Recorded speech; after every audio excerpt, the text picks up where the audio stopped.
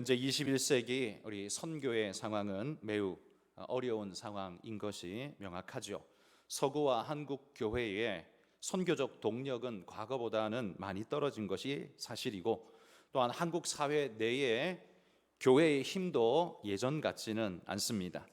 특별히 우리 교회의 미래 세대인 젊은 세대와 주일학교 세대가 과거보다 급격하게 많이 줄어들어서 주일학교가 없는 교회가 많이들 속출하고 있습니다. 이런 시국에 우리는 코로나를 만났습니다. 대면 예배에 상당한 제약을 지금 받고 있을 뿐만 아니라 작년부터 올해까지, 아마 올해 말까지도 계속적으로 그 영향이 많을 것인데요. 그동안 우리는 교육과 구역 모임 등 모든 소그룹 모임들이 전면 중단될 수밖에 없었습니다. 지금 겨우 시행되는 건 예배만 지금 하고 있을 뿐이지 교육은 2년 동안 전혀 못하고 있는 실정입니다. 현 시대 한국 교회를 섬기고 있는 목사로서 오늘 이 시대가 참 암울한 그런 마음 금할 길이 없습니다. 게다가 코로나 상황이 길어지면서 믿음이 연약한 우리 성도들은 대면 예배를 참석하지 않은 지가 벌써 1년 반이 되었고, 아마 올해 말까지도 여전히 그러하지 않을까라는 두려움이 있습니다. 그들이 이 2년의 시간이 지난 이후에 다시 교회로 돌아올 것인가 라고 생각한다면 그 기대가 긍정보다는 부정이 더 많지 않을까라는 안타까운 마음이 가득합니다. 이러한 우리의 현실이 너무나 안타깝기에 우리 성도님들에게 당부드립니다. 개인의 신앙을 지키기 위해서 여러분 물러서지 마시기를 바랍니다. 현실과 맞서 싸우시고 자신의 게으름과도 맞서 싸우시기를 바랍니다. 주님께 올려드려야 할 마땅한 우리의 예배와 자세와 그 태도가 흐트러지지 않도록 코로나라는 현실 때문에, 삶의 문제 때문에 나를 흔들어 놓는다면 내가 그만큼 취약한 존재라는 이야기일 뿐이죠. 어떤 환경과 사건이 내게 주어져도 살짝 흔들릴지는 몰라도 내 뿌리가 깊이 박혀서 크게 요동치지 않고 언제나 듬직하게 그 자리에 박혀 있을 수 있는 그런 믿음의 모습을 우리 성도님들이 잘 지켜나가실 수 있기를 소망합니다. 오늘 우리 선교주일을 맞아 오전에도 우리 선교사님들과 함께하는 예배를 드렸습니다. 오늘 이 오후 예배 시간에는 해외 선교 현장의 현재의 상황들을 한번 살펴보면서 우리 기도의 제목으로 삼았으면 좋겠습니다.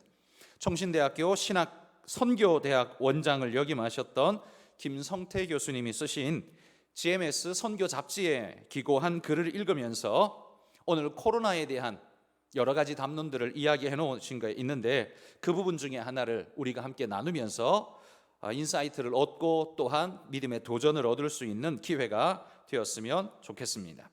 자, 코로나는 한국뿐만 아니라 전 세계를 뒤흔든 초유의 사태입니다.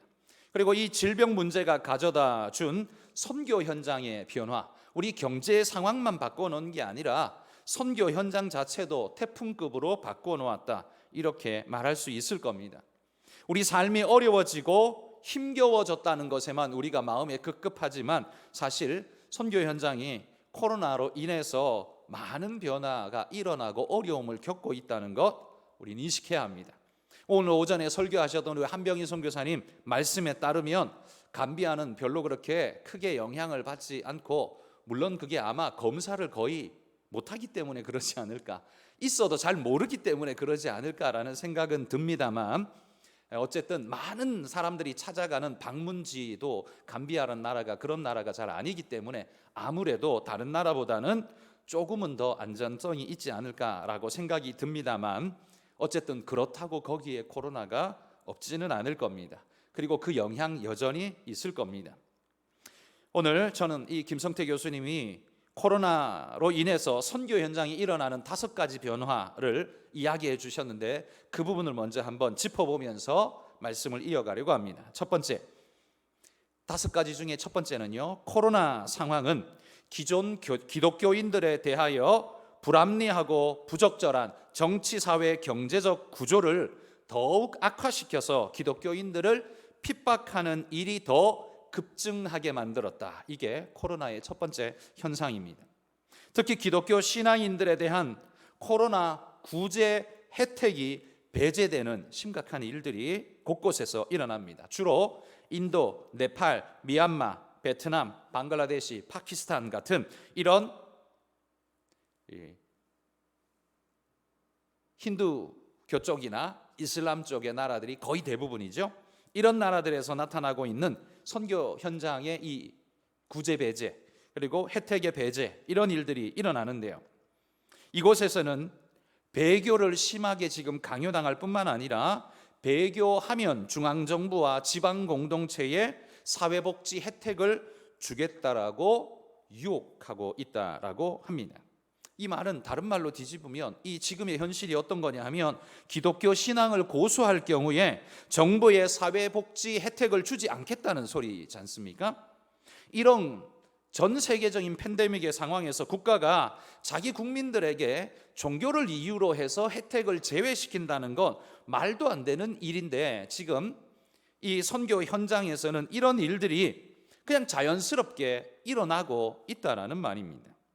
그래서 코로나 때문에도 힘들지만 이러한 혜택의 배제로 인해서 기독교인들은 더 심각한 신앙의 도전을 받을 수밖에 없다라는 거지요. 배교의 도구로 코로나가 지금 쓰이고 있다라는 사실이 선교의 입장에서는 굉장히 두려운 문제 중에 하나가 된다라는 거지요. 또 두 번째는 이런 폭력적인 이슬람 무장단체들이 코로나 전염병으로 인한 현지의 각종 이런 규제들을 악용해서 교회를 말살하려는 노골적 시도들을 강하게 하고 있다. 특별히 아프리카 사하라 이남 지역에서 그러한 모습들이 강하게 일어나고 있다. 이렇게 말해줍니다. 이들은 코로나 발생과 확산의 원인이 이슬람에서 기독교로 개종했기 때문에 일어난 문제라고, 배교자들 때문에 알라의 심판으로 이런 일이 자기들에게 주어졌다라고 그렇게 혹세무민하고 있다라고 말합니다. 여러분, 사회에서 뉴스에서 그렇게 말하면 우리는 거의 대부분 그대로 거의 믿습니다. 그래서 언론을 통제하는 자가 지금 시대는 모든 것을 지배하는 자가 되지 않습니까? 특별히나 그런 언론의 채널이 지금처럼 유튜브나 공영 채널이나 여러 가지가 많은 우리 사회도 지금 가짜뉴스 이름으로 이렇게 어지러운데, 그게 아니라 이런 아프리카 특별히 사하라 이남 지역의 또 가난한 지역에서는요 채널이 없지 않습니까? 하나 뭐 이런 식으로. 그런데 그 채널만 장악해버리면 그 어떤 말도 거짓말도 참으로 믿게 만들어버리는, 그런데 그 나라 전체가 이 코로나의 심판은 알라의 심판인데 배교자들 때문에 생겨난 심판이다 라고 그들은 강조하고 있다는 거죠. 기독교 세력이 커지는 것을 막으려는 그들의 계략이겠죠. 그런데 그들을 막기에 가장 좋은 기회가 찾아온 겁니다. 알라의 심판이라고 말해버리면 정당성이 부여되기 때문에 무슨 짓을 해도 그들에게 양심의 가책을 받을 필요도 없고 정당성이 부여되기 때문에 무슨 짓을 해도 괜찮은 상태가 돼버리지 않겠습니까? 그러니 코로나보다 더 좋은 상황이 없지요. 기독교가 막 점점 여기저기서 막 자꾸만 생겨나고 있는 모습을 아주 눈꼴 사납게 봤는데, 코로나 때문에 이거는 알라의 심판이다, 배교자 때문에 주어진 심판이다 라고 때려잡기 시작한다면 얼마나 그들에게 좋은 기회가 되겠습니까? 이런 일들은 중앙아프리카 지역과 말리, 부르키나파소, 니제르, 나이지리아, 모잠비크 등지에서 광범위하게 지금 일어나고 있다고 합니다. 이들 이슬람 극단주의자들의 이러한 행태가 2019년, 그러니까 코로나 이전 상태보다 코로나가 생겨난 지금은 예전에도 많았지만 그때보다도 60%나 더 늘어난 그런 상태라고 합니다. 그러니 여러분, 그곳에 있는 신앙인들이 얼마나 고통 중에 있을까를 돌아보면 코로나 때문에 힘든데 그 코로나의 이유를 자기들에게 뒤집어 씌워서 그들을 공격하고 있는 그 모습이란 마치 네로 황제가 로마 시를 불질러 놓고 기독교인 탓이라고 뒤집어 씌웠던 것하고 똑같은 일이 2000년을 넘어서 지금 우리에게 다시 벌어지고 있다, 이렇게 말해도 과언이 아닌 것 같습니다. 세 번째는요, 코로나로 인해서 특정 이념으로 똘똘 뭉쳐진 이 전제주의 국가가 이 기독교에 대한 감시와 규제를 강화시키고 그것을 억압하는 데 합법적으로 사용하고 있다는 사실이에요. 특히나 중국 같은 나라, 코로나를 자기들은 잘 통제한다라고 말하지만 코로나를 통제하는 것보다 더 심하게 중국 사회 전반을 이 중앙정부에서 시민 통제를 아주 강력하게 하고 있습니다. 이 과정에서 중국 정부가 인정했다라고 말하는 삼자교회, 공인교회지 않습니까? 그런 공인교회와 비공인교회, 가정교회들, 비공인이든 공인이든 상관없이 그 모든 교회들을 전부 정부의 감시와 통제 아래 철저하게 이잡듯이 뒤지면서 하나하나까지 다 지금 조직적으로 파괴시키려, 해체시키려고 애를 쓰고 있다는 겁니다. 중국 교회는 2018년 2월부터 신종교 사무조례로 인해서 상당한 핍박을 받아오고 있는 상황이었습니다. 이 신종교 사무조례란 2018년 2월 초에 시진핑이 종교 파괴를 목적으로 내세운 지침이었습니다. 여기에 따르면 정부에 등록되지 않은 종교 집단에 대해서 예배, 교육, 헌금 등 모든 종교 활동은 불법이고 처벌받는다라고 아예 명시해 놓은, 합법적으로 명시를 해놔 버렸습니다. 그리고 1억 명에 가까운 가정교회 성도들이 이 때문에 심각하게 고통을 받고 있다고 합니다. 이 신종교 사무조례 몇 가지만 뽑아서 소개를 해주고 있는데요. 첫 번째, 불법 종교 활동, 즉 어떤 형태든지 교회 모임에 장소를 제공하다가 적발되면 건물주는 최대 20만 위안의 벌금이 부과될 수 있다. 20만 위안은 우리나라 돈으로 3,500만 원입니다. 그러니까 예배 활동의 장소를 제공해 줬다가 발각되면 벌금을 3,500만 원 내야 된다는 소리입니다. 둘째, 등록된 종교 시설이 아닌 일반 교육기관이 포교 활동을 하거나 집회, 교육 장소를 제공할 경우 그 인가가 취소되고 형사 책임까지 질 수 있다라고 말합니다. 그래서 학원이나 학교, 회사 이런 데에서 예전에는 그래도 암암리에 몰래 뭔가를 했었는데 이제는 그렇게 하다가 들키면 그 회사, 법적 회사나 학교나 기관 자체가 인가가 취소되어 버리는 끔찍한 상황. 그러니 누가 빌려줄 수 있겠습니까? 아무도 못 빌려주도록 딱 막아버리는 장치이죠. 세 번째, 정부에 등록되지 않은 예배, 교육, 헌금 등 모든 종교 활동은 불법이다. 불법이면 당연히 그거 하다가 걸리면 당연히 징벌이 강하게 주어질 수밖에 없습니다. 그래서 가정교회들이 헌금을 요구하거나 교인들이 헌금 내는 행위는 그 자체를 아예 불법으로 막아버리고 적발되면 한화 3,500만 원까지의 벌금을 부과하도록 합법화해버렸다는 거죠. 이 신종교 사무조례에는 여기에는요 중국 교계 지도자들이 혹은 교인들이 해외에 나가서 종교 교육을 받고 오는 것도 엄격하게 금지시켰습니다. 그것도 안 돼. 여기 안에서 못하는 정도가 아니라 밖에 나가서 외국 나가서 교육받는 것, 그것도 금지 못해라고 끊어놓고요. 게다가 기독교 성지 순례 참여도 불가하도록 막아버렸다고 합니다. 그것도 금지. 이거 어길 경우에 똑같이 20만 위안 3,500만 원 벌금이라고 내린다고 합니다. 이런 신종교 사무조례는 다른 어떤 게 타깃이 아닙니다. 이건 다 하나같이 하나부터 열까지 교회가 타깃입니다.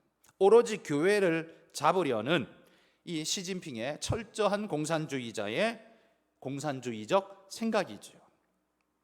그런데 이 코로나로 인해서 주민 통제하는 게 당연시 합법화돼 버렸죠. 그래서 중국에는 지금 5억 7천만 개의 CCTV가 설치되어 있다고 합니다.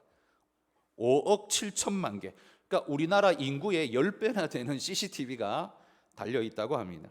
근데 이거는 뭐 불법한 어떤 집단에만 CCTV를 단 게 아니라 모조리 다 CCTV를 다는데 정부가 공인한 교회라고 말하는 삼자교회 안에도 모든 시설마다 다 CCTV를 달아가지고 뭘 하는지 그냥 다 하나같이 살피고 있다라고 말합니다. 엄격한 통제, 이 통제가 코로나 방역을 빙자해서 지금 합법적으로 강하게 일어나고 있다는 거죠. 네 번째, 코로나 기간 동안 민족주의와 결합한 특정 종교 이념이 다수 종족에 의해서 소수 종족 및 다른 종교인들에 대한 핍박과 소수 종족의 종교 말살 정책으로 쓰이고 있다라고 말합니다. 이건 인도나 터키 같은 곳에서 지금 많이 일어납니다. 인도는 지금 힌두 극우 정당 인도 인민당의 대표인 이 모디 총리가 인도인이라면 힌두교인이어야 한다라는 이 힌두스탄 정책을 내세우면서 강력하게 밀어붙이고 있습니다. 이에 따라서 주마다 힌두교에서 다른 종교로 개종하는 것을 금지하는 반개종법이 발의되어서 실시되고 있다고 합니다. 반개종법, 그러니까 종교의 자유가 없는 거죠. 인도인이라면 무조건 힌두교인이어야 한다. 요것만 합법이고 나머지는 다 불법이 되어버리는 상황입니다. 그리고 코로나로 인해서 고통받는 기독교인들을 돕기 위해 해외에서든 그 어디에서든 기독교 사회복지 NGO 단체들이 도우려고 하면 그 도움마저도 못 돕도록 차단해버립니다. 왜? 그걸 통해서 기독교적인 그런 것들이 심어질까 봐 막아버린다는 거죠. 허용해주지 않고 있다고 합니다. 게다가 인도 정부의 전염병에 대한 이 구호나 구제 정책에서 기독교인들 그리고 소수 종족들 이런 사람들은 아주 심각한 차별, 혜택을 받지 못하도록 괄호 밖으로 제외시켜버리는 이런 형태를 하고 있다는 거죠. 전염병으로 인한 사회 통제와 이 지역 정부의 감시 활동이 기독교인들에게 집중적으로 부어지고 있습니다. 이건 핍박으로 임하는 거죠. 그리고 선교사는 비자가 만료되면 연장 안 시켜주고 끊어버리는, 이제 너는 나가라고 하는 일들이 이제는 당연시되어지고 나타나고 있는 겁니다. 터키도 마찬가지입니다. 에르도안이 대통령이 되고 난 다음에 급격한 무슬림 더 주위로 강력하게 나가고 있죠. 작년에 이 오랫동안 기독교의 유적이라고 할 수 있는 정말 중요한 비잔틴의 이 동방교회의 센터였던 소피아 성당, 이건 동방교회의 상징적인 센터였습니다. 그래서 이걸 그냥 박물관처럼 그냥 내버려 뒀습니다. 손대지 않았다는 거죠. 그런데 이걸 모스크로 바꾸겠다 해서 지금 모스크로 변경하는 작업을 계속했죠. 지금 뭐 완료했겠죠. 벌써 1년이 지났으니까요. 터키 내부에서는요, 기독교인들에 대한 각종 규제를 점점 더 많이 강화해서 노골적인 적대 정책을 통해서 터키의 이슬람, 안 그래도 뭐 이슬람 나라지만 더 강력한 이슬람화를 강력하게 펴고 있다고 합니다. 이 에르도안이 추구하는 것은 과거에 오스만 투르크 제국이 그 지역 일대를 전부 다 장악하고 있던 그 강력한 영향력, 그러니까 무슬림의 종주국과 같은 그런 영향력을 되찾고자 하는 그런 욕망을 가지고 꿈을 가지고 지금 이런 힘을 쓰고 있는 거지요. 북부의 이라크, 시리아 동부 지역 이런 곳으로 점점 더 군사력까지 증파하면서 세력을 확장시키고 있습니다. 쿠르드족 기독교인들을 말살하며 심각하게 공격하고 있는 상황입니다.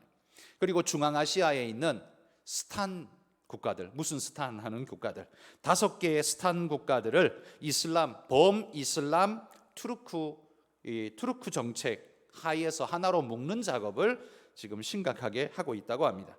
카자흐스탄, 우즈베키스탄, 키르기즈스탄, 타지키스탄, 투르크메니스탄 이런 국가들을 묶어서 범투르크주의 속에 넣어서 하나로, 그러니까 하나가 되고 세계화가 되는 이런 정책을 펴고 있다는 거죠.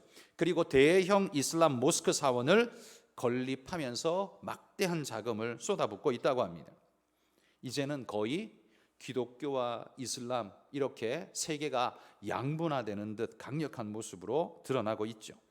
자, 5번째는요, 코로나 전염병이 이런 곳에만 미치는 게 아니라 중앙 아메리카와 라틴 아메리카에는요, 조직화된 범죄 단체들이 활동하는 그러한 활동을 강화하는 결과를 낳았습니다. 중남미 국가들이 코로나를 차단하기 위해서 그쪽으로 힘을 쓰는 그 시간에 범죄 조직들이, 여기는 보통 마약의 카르텔이 강하게 결속되어 있지 않습니까? 이 사람들은 강력한 군대 같은 무기들을 장착하고 있는 이런 조직들인데, 거기다가 마약으로 인해 거대한 돈 벌면서 여러 가지 힘을 가지고 있는 존재들이죠. 이들이 국가가 감당할 수 없는, 이제는 점점 국가가 코로나 관리하느라 이 범죄 활동을 막는 역할이 느슨해질 수밖에 없으니 거기에서 점점 더 세력을 그들이 더 얻어가는 거죠. 멕시코에서는 4개의 범죄 단체들이 자신이 활동하는 지역을 자기 마음대로 자체 통행 금지를 자기들이 내려버린다고 합니다. 이 말은 이미 시를 자기들이 장악했다는 소리죠. 국가 공권력을 넘어서서 자기들이 이 모든 걸 장악했다는 이야기 아닙니까? 그 명분은 코로나 이야기를 앞세우겠죠. 콜롬비아에서는 마오이즘, 마오쩌둥의 이론을 신봉하는 공산 게릴라 조직과 이 마약으로 인해 군사 조직된 준군사 조직들이 자신들이 통제하는 지역 내에서 모든 주도권을 가지고 교회 목사들은 코로나 관리 경비처럼 내세워서 그들을 써먹고 있다, 이렇게 표현을 쓰고 있습니다. 중남미에서는 코로나를 차단한다는 명목으로 범죄 조직과 공산 게릴라들이 노골적으로 교회를 파괴하고 공격하고 교회 지도자들을 핍박하는 일들을 확대하고 있다라고 말합니다. 지금 질병이 질병만의 문제가 아닙니다. 수많은 문제들을 지금 이렇게 양산하고 있다는 거죠. 이렇게 코로나는요, 교회와 선교 활동에 상당한 제약과 어려움을 증대시키면서 핍박을 가중시키고 있습니다. 단순히 우리 삶의 불편함 정도가 아니라 선교 현장에서 기독교를 말살하려는 기회로 삼고 혈안이 되어 일어나고 있습니다. 여러분, 그러고 놓고 보면 기독교가 이래도 공격받고 저래도 공격받습니다. 잘 나갈 때는 물질주의와 자본주의에 완전히 공격당하고, 이런 어려움이 일어날 때는 그 이유가 마치 기독교인들 때문인 것처럼 뒤집어 씌워가지고 가진 모양으로 공격합니다. 이래도 공격받고 저래도 공격받는 우리의 현실이 초대교회의 그 핍박받던 로마 제국의 그 시대를 연상시켜 주고 있습니다. 자, 이렇게만 놓고 본다면 코로나 상황은 우리에게 경제적인 문제만이 아니라 교회 입장에서도 절망적이라고 말할 수 있을 겁니다. 우리 삶의 경제적 문제만이 아니라 선교적 문제도 엄청나게 많이 일으키고 있다는 거예요. 마스크 쓰고 대면 접촉을 금지하기 때문에 어려운 것, 이건 세계에서 일어나고 있는 코로나의 문제 때문에 생겨난 선교 문제에 따지면 이건 문제도 아닌, 아무것도 아닌 상태인 거죠. 우리가 겪는 문제는 문제도 아닌 거죠. 진짜 문제는 세계 곳곳에서 지금 벌어지는데 코로나인데 기독교 말살을 이유로 하고 있어요. 코로나하고 그거하고 무슨 상관이에요? 그런데 코로나가 생기니까 기독교 말살 기회라고 몰아붙이고 있다는 겁니다. 이건 마치 오늘 본문 우리가 사도행전 8장에 읽었던 예루살렘 교회의 박해 모습하고 비슷합니다. 8장 1절에 우리가 읽은 본문에 보면 그날에 예루살렘에 있는 교회에 큰 박해가 있어 사도 외에는 다 유대와 사마리아 모든 땅으로 흩어지니라. 그 큰 박해가 어느 정도의 박해였길래 사도 외에는 모든 사람들이 다 떠나갔을까요?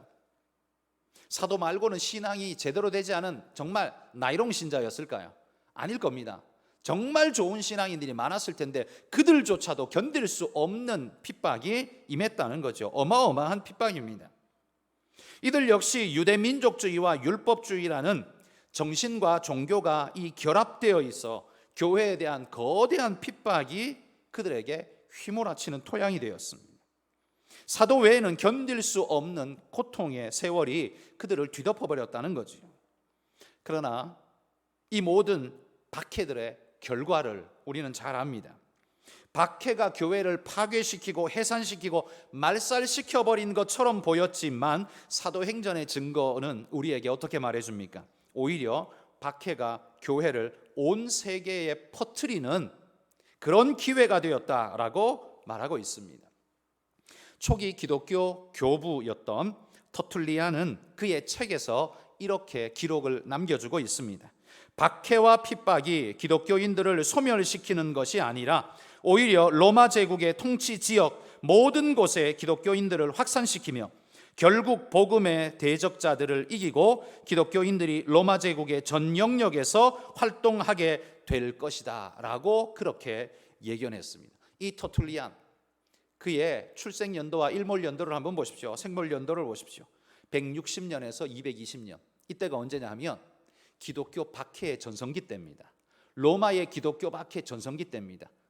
그러니까 64년 네로의 박해의 시작부터 313년 공인 때까지 250년간이 그게 박해 기간인데요.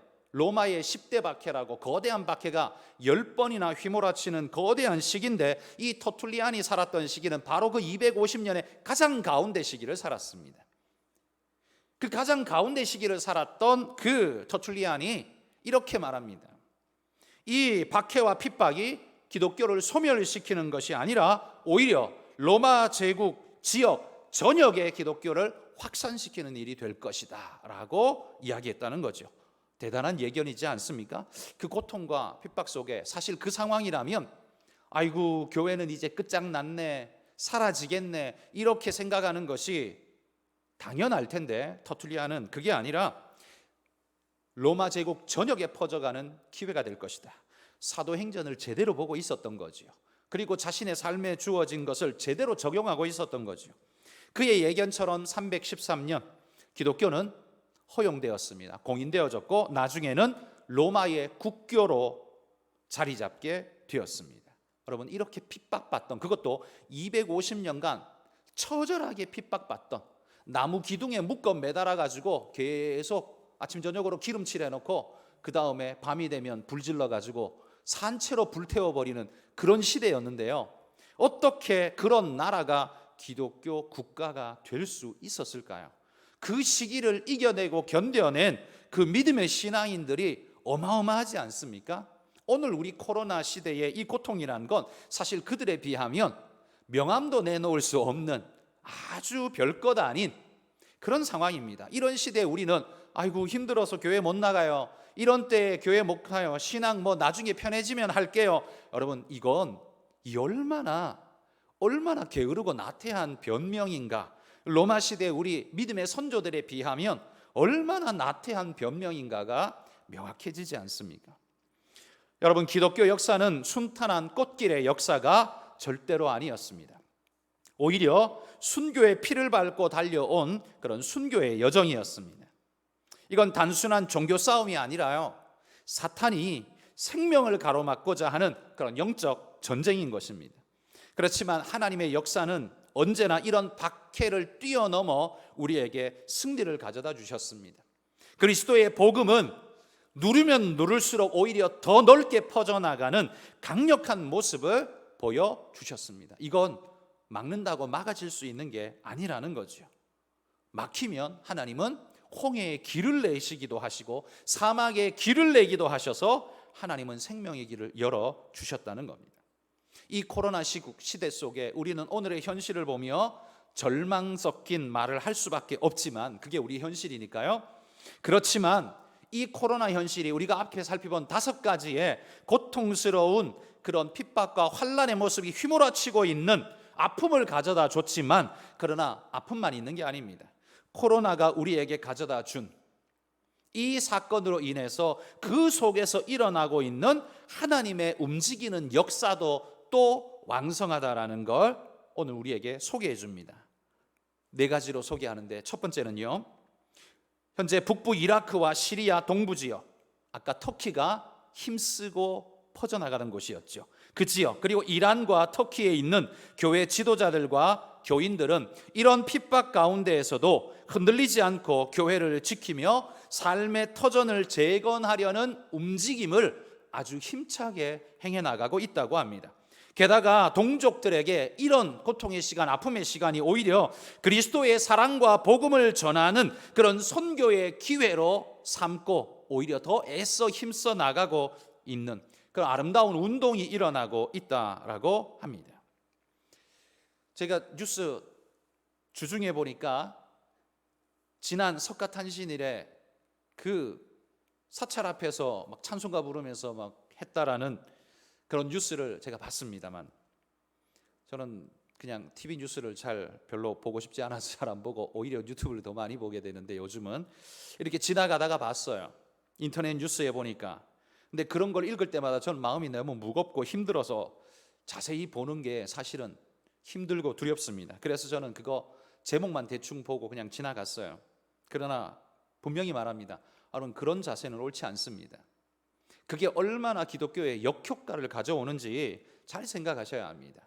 이건 우리와 그들의 싸움이 아니라 구원해야 할 우리에게도 저들에게도 속하지 않은 가운데에 속한 사람들을 전부 다 우리의 적군으로 만들어버리는 아주 어리석은 일이 되고 맙니다. 그건 자기의 신앙을 드러내는 굉장히 신앙인인 것처럼 자기를 나타낼지 모르지만, 저는 그거 지혜로운 방법이 절대 아니라고 생각합니다. 혹시 여러분, 만약에 제가 그냥 설악산에 놀러 갔다가 사찰에서 스님을 만났어요. 그래서 제가 합장에서 인사했다고 쳐봅시다. 합장에서 인사했다고 쳐봅시다. 그 스님께. 그럼 저는 지옥 갑니까? 그렇게 하면 절대 안 됩니까? 그냥 인간적으로 그 사람의 신앙과 종교를 내가 말하는 게 아니라 그냥 사람 자체를, 그 사람 존재 자체를 그냥 인정하고 무시하지 않는 모습으로 그냥 보여준 것이다 생각하면 안 될까요? 우리가 거기에서 사찰 앞에서 찬송가 불렀다고 구원이 진짜 이루어진다면 금방 복음화 됐죠. 저는 그거 건강한 방법이라고 생각지 않습니다. 좋은 일이라고 생각지 않습니다. 자기 신앙을 좀 건강한 방법으로 표출하면 안 될까요? 그래서 사람들이 도전받는 방식으로, 그래서 감동적인 모습으로 교회에 찾아오고 싶도록 만들면 안 될까요? 왜 그렇게 두 눈을 찌푸리게 만드는, 누가 봐도 두 눈이 찌푸려지는 그런 일을 스스로 만들까요? 기독교 단체가 그 사람들을 고소했다고 하더라고요. 기독교도 보다 못해서 고소하더라. 뉴스가 그렇게 나왔더라고요. 여러분, 그게 아니라 오늘 제가 방금 말씀드린 것처럼 지금 이 무슬림 지역에서 일어나는 이 박해와 고통 속에서도 그 속에 살아가고 있는 기독교인들, 그들 이라크, 시리아, 이란이나 터키 지역에 있는 그 신앙인들은요, 그 고통 속에서도 그리스도의 사랑과 복음을 자기 동족들에게 사랑을 전함으로써 복음을 전하려고 하는 그 고통 속에서도 사랑의 손길을 뻗는 아름다운 신앙의 모습을 보이고 있습니다. 여러분, 이런 모습이 진짜 기독교의 모습 아닙니까? 공격적이고 파괴적인 모습이 기독교의 모습이 아니라, 기독교의 진짜 모습은 이런 고통 속에서도, 아픔 속에서도 우리의 신앙을 사랑으로 갚아주면서 사랑으로 감화시키고 그들을 복음으로 이끌어가려 하는 그런 신앙의 모습이, 그게 진짜 기독교인의 모습 아닐까요? 지금 터키나 이란에서 일어나고 있는 이 고통 속에서도 이런 신앙의 전도의 역사가 일어나고 있다라는 소식을 들으며 굉장히 큰 도전을 받습니다. 모두 이 일어나고 있는 고통의 장소가 모두 다 이슬람 철저하게 지배하는 곳인데요, 그 속에서 생명의 복음을 깨달은 이들은 그 속에서도, 고통 속에서도 하나님의 복음 사역을 그들은 결코 멈추지 않더라라는 사실입니다. 코로나와 그로 인한 이 핍박과 박해가 자행되더라도 교회는 여러분 반드시 그 속에 죽어지는 것이 아니라 생명의 길을 뚫고 살아나 새로운 역사의 길을 만들어낼 줄 믿습니다. 아마 많은 교회가 힘들어하고 어려워하고 문 닫는 교회도 반드시 있을 겁니다. 그러나 그렇다고 해서 모든 교회가 다 그렇게 되지는 않을 겁니다. 아무리 어렵고 우리 도심을 보십시오. 도심에 흙을 발견하기 어려울 만큼 도로 포장 다 해놨지 않습니까? 그런데 놀랍게도 그 모퉁이 귀퉁이에서 풀들이 싹을 내고 꽃들이 머리를 내미는 모습을 보십시오. 너무나 신기하지 않습니까? 여기서 어떻게 이런 게 나나 싶을 정도로 여기서 이 아스팔트 사이에 그 좁은 간격 속에서도 생명이 피어나는 걸 보면 놀랍다, 그런 생각을 하게 됩니다. 여러분, 교회는 진짜 생명이기 때문에요, 아무리 박해가 많이 주어져도 많은 교회가 문 닫고 어려워하고 힘들어할 수 있지만 그래도 거기에 반드시 생명의 싹을 틔우고 꽃을 피우는 역사가 일어날 줄 믿습니다. 로마 제국 온 땅에 복음이 퍼져나간 것처럼 그 핍박과 고통 속에서 사랑과 복음으로 그 로마를 오히려 복음화 시켜버린 것처럼 여러분, 그런 날이 분명히 우리에게 올 줄 믿습니다. 두 번째 하나님의 역사는요, 이런 코로나의 사태는 서구의 교회나 한국 교회 내에서도 코로나로 어려움을 겪지만 그 중에서 신앙의 각성이 일어나서 영적인 갱신의 운동이 우리 안에 일어난다는 것, 이 하나님 앞에 더 헌신과 충성을 하고자 하는 이들이 어려움은 어려울수록 더 순수를 쫓는 자들이 더 순결하게 일어나게 된다는 것, 이게 오늘 코로나 속에 나타나는 현실이라고 합니다. 선교단체에도요, 오히려 순수하게 더 후원하고 격려하려는 이들이 더 늘어나는 모습들이 있다는 것, 이게 바로 우리 한국교회가 진짜 생명력을 가진 성도들이 많다라는 걸 보여주는 증거 아니겠습니까? 압박이 크면 클수록 없어지는 게 아니라요, 신앙이 더 강한 결속력을 가지고 다른 방향으로 더 뿜어져 나가는 모습을 항상 기독교회는 보여줬다라는 말이죠. 눈물과 고통이 있었지만 그 눈물과 고통에 함몰되는 게 아니라 뚫고 일어나서 다른 모양으로 다르게 꽃을 피우는 놀라운 역사를 보여주고 있고 지금도 여전히 그러하다라는 사실입니다.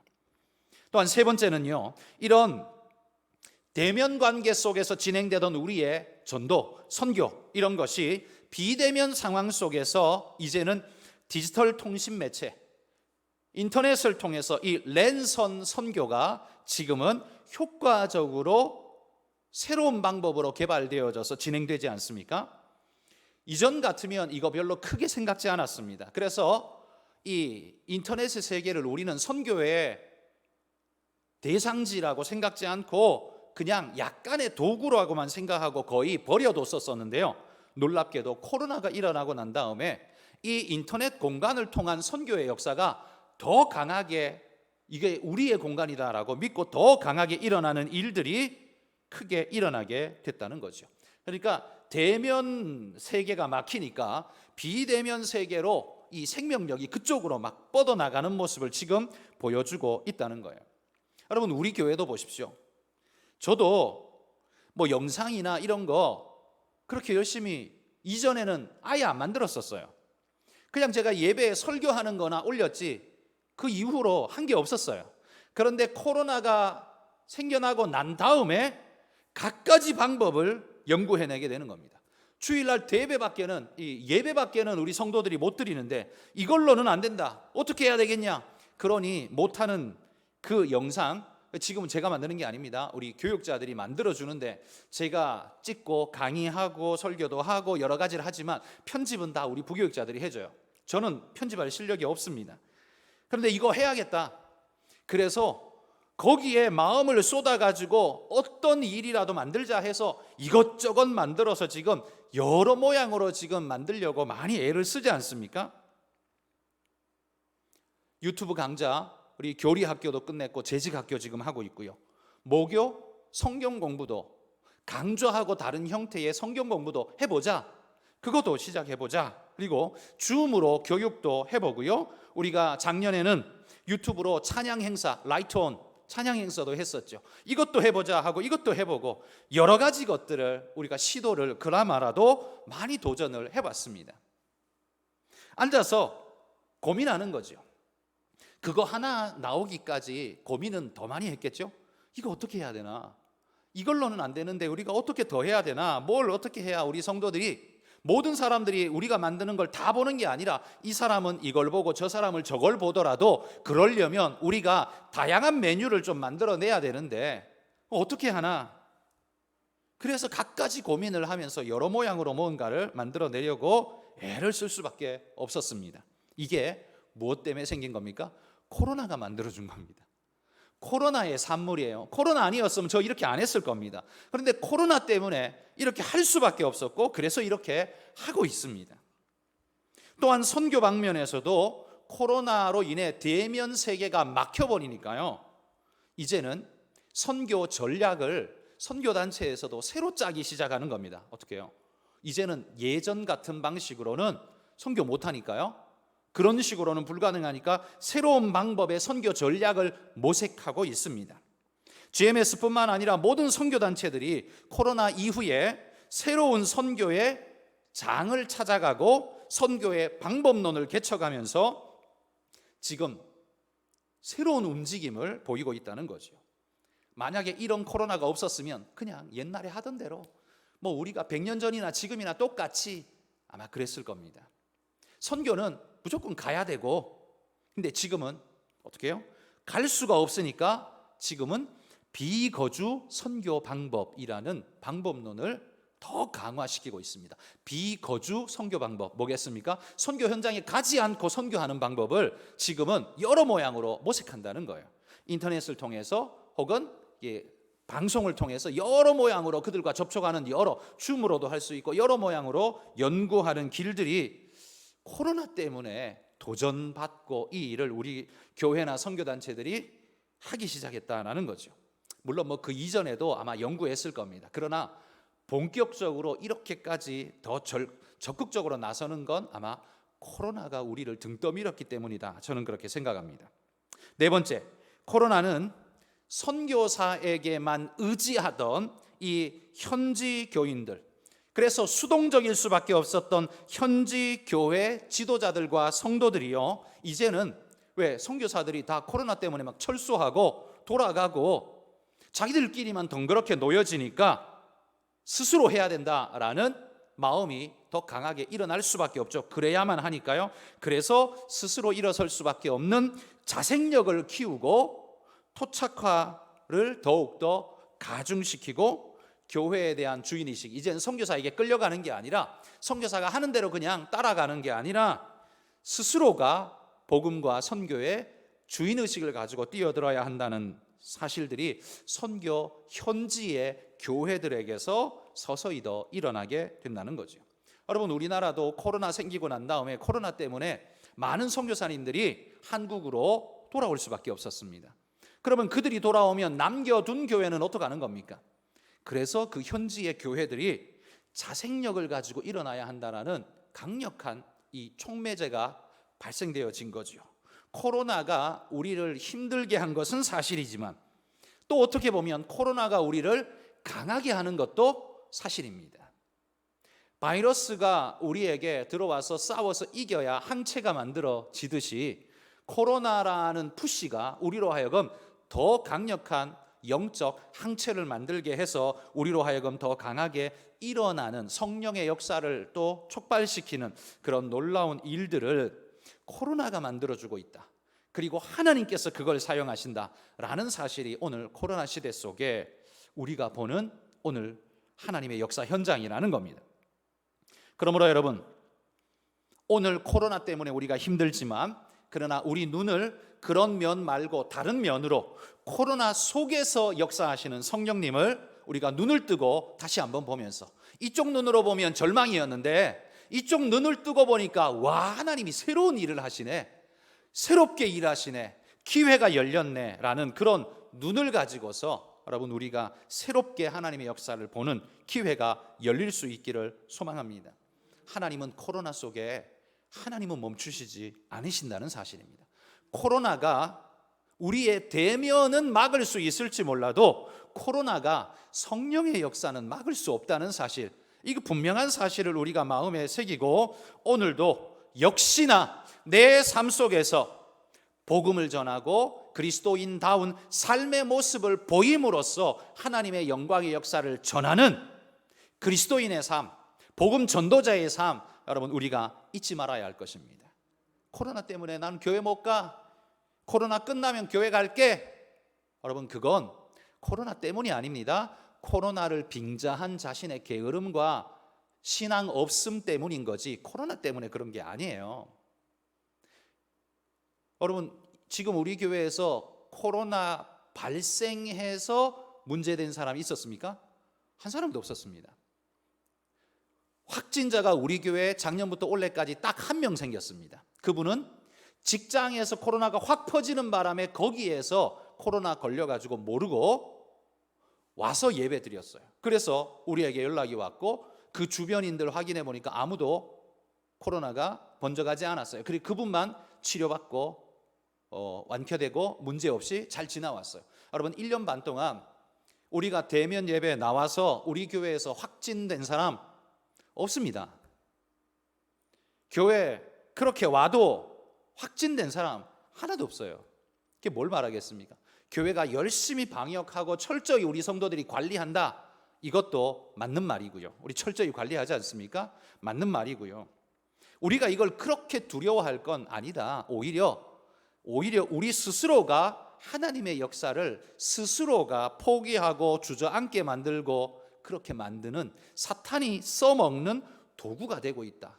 그러면 우리가 좀 담대한 마음을 가질 필요가 있지 않나라고 생각합니다. 그렇다고 막 함부로 하고 마스크 벗고 밥도 먹고 막 그러는 소리가 아니라 그런 거는 하면 안 되고요. 철저하게 방역하면서도 하나님 앞에 내가 드려야 할 것, 내가 죽으면 죽었지 내 신앙은 버릴 수 없다라는 그런 마음의 자세를 가지고 여러분 이 교회를 지키고 신앙을 지키고 할 마음이 여러분에게는 없으십니까? 있으시리라고 믿습니다. 여러분 그런 분들이 우리 교회 안에 더 많이 늘어날 수 있기를 소망합니다. 교회는 방역에 최선을 다하겠습니다. 여러분은 여러분의 신앙 지키는 일에 최선을 다하십시오. 그게 바로 하나님 뜻이라고 믿습니다. 기도하겠습니다.